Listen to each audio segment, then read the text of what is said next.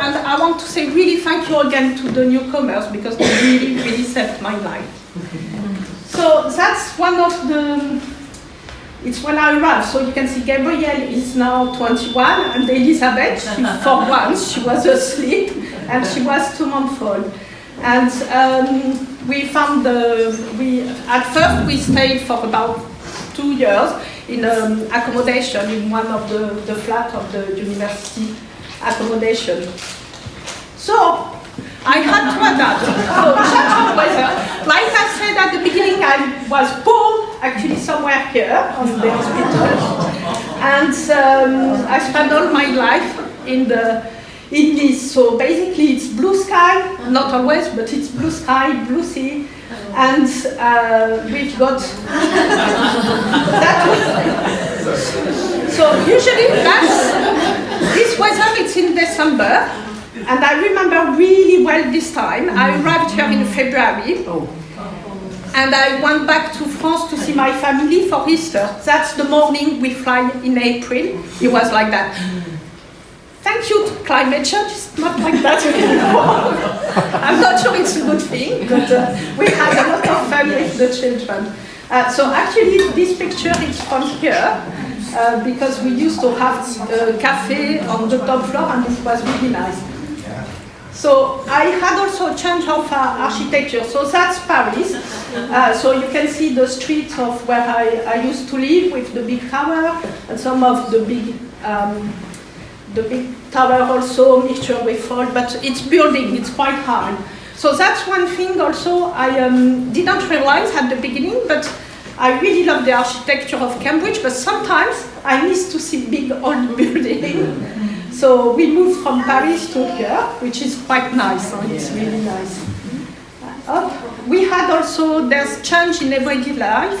In France, we go to cafes, restaurants, and we usually sit on the terrace, even in Paris, where the weather is not so nice. But here, one thing I really like, it's the pub. So here you have 2 really famous pubs from in Cambridge. So that's the Mill, which is just over there, and it's really nice and friendly pub. And the Eagle, which is near the center, and it's a really famous pub with things to do with the Second World War, and also where, oh gosh, I forgot the scientists who found the DNA and everything. Well, so it's quite touristic, you can go and travel. So there was a change, of course, as French person. I grew up with, you can see that's really from the south of France, Provençal, donc we have a tomato salad, farci, la galette des rois. That's something we don't do here. It's the first Sunday of January. We have Epiphany, so it's religious special time. But even if I'm not, I don't go to church or anything, but I love the food. So, and of course we've got the bread and the pancake, which is already also something really French. I must say that when we arrived in 2008, there was no bakery, no, real French bakery. And now, and even in the supermarket, there was not that many bread. Now you can find a lot of good bread. There's French bakery, there's a lot of bakery where you can find bread, so it's much better. And also there's so many good cafes, that's good. So the change of food was something really important, and I changed from French food to British food. Here I've put the things I love. So that's the breakfast, the English breakfast. We do that from time to time on a Sunday. To be honest, I love everything except the baked beans. I still don't like that. The Sunday roast is so good. If you can try it, it's so good. I love it. And so I'm becoming English now because I need, my daughter wants the Sunday roast every Sunday. So I have to do the Sunday roast with the Yorkshire pudding, the gravy and everything. And you know, what's that? That's Scottish. So that's haggis, and it's really, really good. So we have a new tradition in my French family. It's that when I go, when we do Christmas, we have like the French Christmas Eve meal. So we eat seafood, we eat turkey, we eat everything. But on the 25th or the 26th, I always bring some haggis, and we have haggis. And the first time, many years ago, I took haggis, nobody wanted to try, but they did it. And then now they all want to have haggis all the time, especially with whiskey, it's quite good. Okay, the breakfast and the rest of the haggis. One of the main things I didn't realize at the beginning, of course I missed the sun, I missed the sea, but I miss also, because that's Nice, and so you have the sea and we have some mountains. And it's really, even in town, you can be living in one of the high mountains, so you have really high view. And I didn't realize the first few years, but I miss to be, not to climb on the top of the mountain, because I'm not good and I don't do any sport, but being somewhere where you can have a nice view. It's something I really miss. And you can see the difference with Cambridge and the Fen, which is really flat. So sometimes I used to love to be here because it's quite high. And also there's a lot of rooftop now, so you can go and have a view, or go on the top of the St. Mary Church in the center, which is also really nice. So that's one of the things I miss, it's the countryside. And to be honest, I also miss a lot to see the blue sea. That's something I really miss. So countryside. Then, one thing, in Paris, we have subway, metro, like that. It's so busy, everybody is pushing everybody all the time. There's no respect of the safe place or your place here. So we had the bus, the subway, and I really, really hated that in Paris. And here, it's much better. We still have the buses, and the cycling, which is really, really good and really easy to travel. If you just arrived in Cambridge, of course, if you're on cycling, it's really good to move around, and it's the best way, much better than the buses, because they're not really working so well. But my advice is be careful, always have lights, helmet, and if you're walking, always look for bicycle, because they don't always follow the rules, especially with children. What else? So there's also a lot of crazy roundabout here. And to be honest, I see now I'm driving, because we live outside Cambridge, so I drive into town, and I still don't understand the priority. Because the main thing in France, when you arrive in the roundabout, if you're on the right, you have the right to go. Here, I always find quite funny, because even if you give the priority to the right, it's always like you have to wait and say, oh, yes, you can go, oh, yes. And I love the polite way. In France, especially in the south, you just go and you shout. So that's the main thing. Okay, one thing really different. That's France. That's England. The only time we do that is for queuing for the bakery. That's the only time. And I remember when I arrived, I used to take some buses, because I had Elizabeth in a pusher, and I didn't realize people were queuing for the bus. So it was not really clear queuing, but people arrive at the bus stop and they know who's been there before. And so for me, when the bus arrived, I just arrived at the bus stop, the bus arrived, I went in front and I was shouting, you have to leave this. So now be really aware of that, for respect for the English culture, which is really well organized. It's when you arrive at the bus stop, you need to see who's going. Well, when you arrive anywhere where there's a queue, you need to queue properly. Voilà. That's, the French people are really famous for strike and protest. So we do negotiation by shouting and stopping work, and stopping other people going to work. That's the main thing. And I find that With British people, it's more in negotiation, and we can go ahead and do things. So that's an example of different culture. Of course, the British, any problem, you have a cup of tea, and then you sort out things. I guess that's Irish.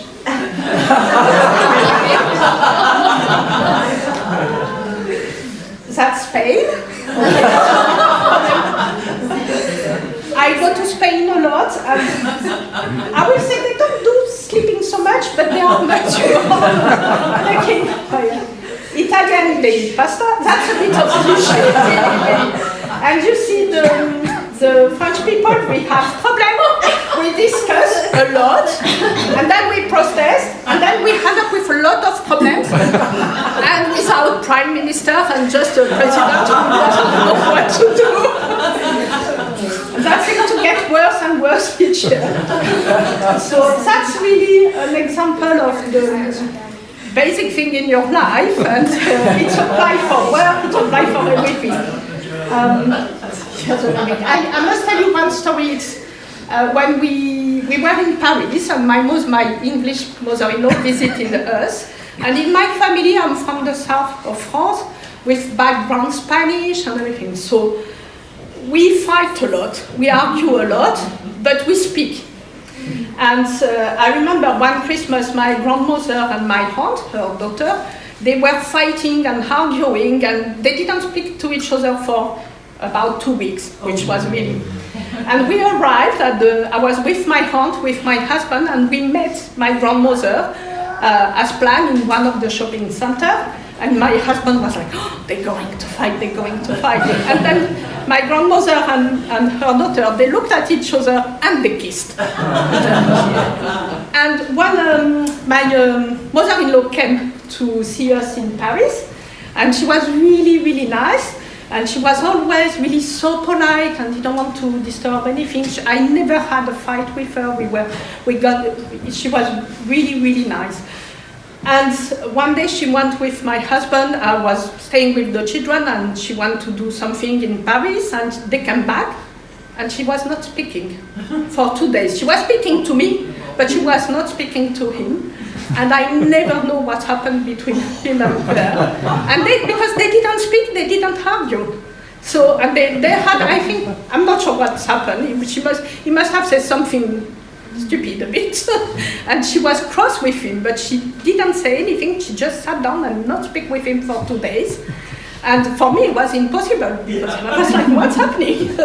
So that's also another way of dealing with things. So, to deal with stress, in France we have wine, and here it's get a cup of tea. So that's more for people who just arrived in Cambridge. It's numbers you need to know if you have emergencies. That's something really important.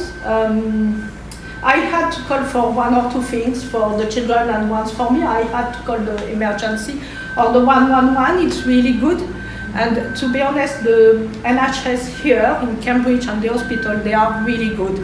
Even if you go to the emergency, don't be afraid, go, they will help you. It might take some time, they might tell you, get some tea, but they will check everything is fine. And I'm really, as a foreigner, I'm really proud of the NHS, because you go there, they don't ask you much, you don't pay anything, and if you have something serious, they will take care of you.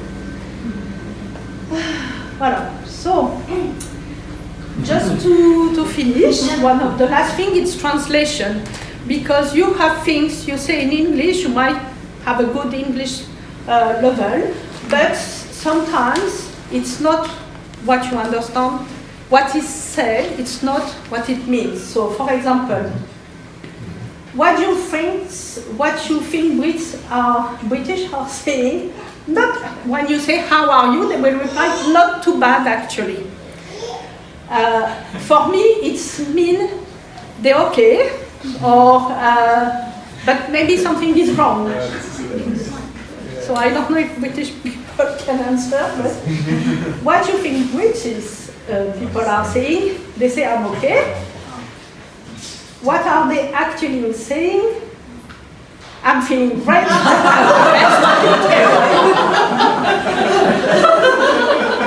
It took me a while to realize that not too bad, because for me not too bad, it really means I'm not really well. It could be worse, but that's really. So there's a lot of things like that, and it's because they don't like to make a fuss.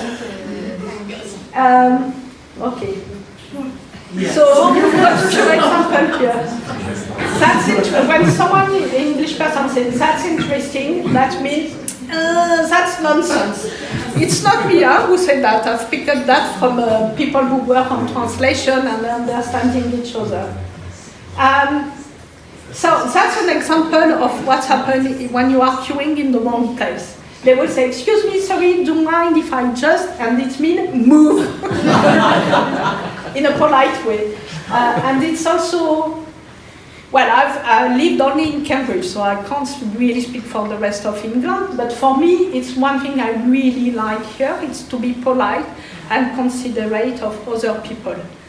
And that's one of the great things I like with Cambridge. It's so international that everybody is aware that you might not understand completely, you might not act properly with the British rules, but they know, and we know it's because you are new in the country or you need to adapt and you need to, so people will always be kind and gentle.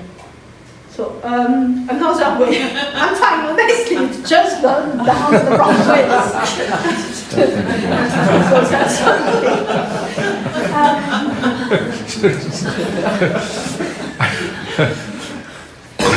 There is an example here, and it's from labor mobility. So it's an example with what the British say, what the British mean, and that's from a Dutch website. So you can see it's not only the French who don't understand English. And so that's a really good way of understanding things. I'll let you read one message.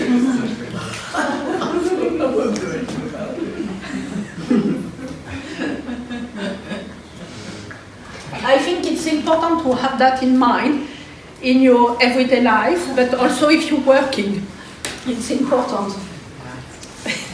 My wife is Dutch. Sorry? My wife is Dutch. I must learn this.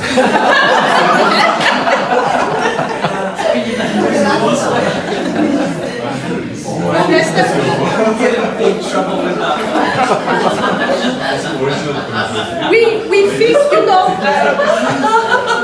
French and English people, we think we are like similar countries from Europe and everything, but still it's not so obvious.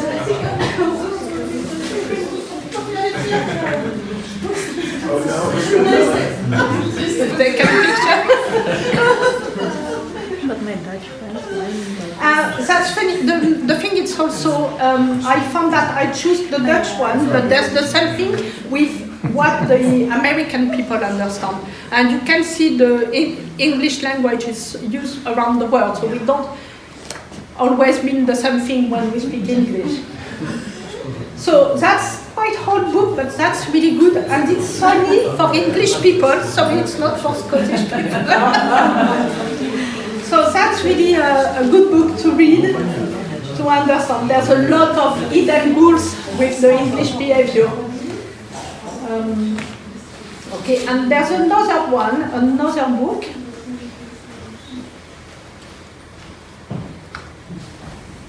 There's another book which is more international and a lot to do with also business relations. It's called The Culture Map, and actually I think the writer, she's American, but she lived in Paris for a long time, and she helped people to understand different culture, and different way of saying things, and especially in business and in social relationship and work relationship. And it's really important to read that and to be aware that things are not always as it seems.